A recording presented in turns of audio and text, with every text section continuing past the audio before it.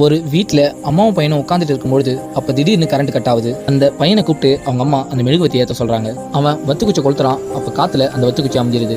திரும்பவும் கொளுத்துறான். திரும்பவும் காத்துல அமைஞ்சிருது. இப்படி அவன் பண்ணிட்டே இருக்கும்பொழுது வத்திப்பெட்டியில கடைசியா ஒரே ஒரு வத்துக்குச்சி மட்டும் தான் இருக்கு. அவங்க அம்மா அதை பார்த்துட்டு இந்த வத்துக்குச்சியிலையாச்சும் இந்த மெழுகுவத்தியை ஏற்றிடுவியா அப்படின்னு கேட்கறாங்க. அவனும் ஜன்னலெல்லாம் சாத்திட்டு காத்து வீசாத டைம்ல அந்த மெழுகுவத்தியை ஏற்றிடுறான். இதை பார்த்துட்டு அவன் சந்தோஷமா பாத்தியாமா நான் மெழுகுவத்தி ஏற்றிட்டேன் அப்படின்னு சொல்றான். அப்ப சட்டுன்னு அந்த மெழுகுவத்தி அமையுது.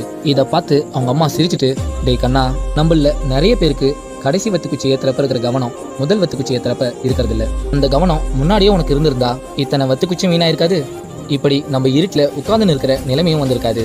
டேய் கண்ணா, வாழ்க்கையில எந்த விஷயம் இருந்தாலும் சரி, முதல்ல வர வாய்ப்பை கடைசி வாய்ப்பா நினைச்சு போராடு. கண்டிப்பா நீ முதல் வாய்ப்பிலே ஜெயிச்சிருவ. ஆனா அதுவே நீ இந்த வாய்ப்பு போனா என்ன, நம்ம கிட்ட தான் இன்னும் நிறைய வாய்ப்பு இருக்கே அப்படின்னு யோசிச்சனா கடைசியா இந்த அமைஞ்ச மெழுகுவத்தி மாதிரி தான் உன் வாழ்க்கையும் மாறிடும் அப்படின்னு சொல்றாங்க. இந்த குட்டி ஸ்டோரி பிடிச்சிருந்தா மறக்காம ஒரு லைக் பண்ணுங்க.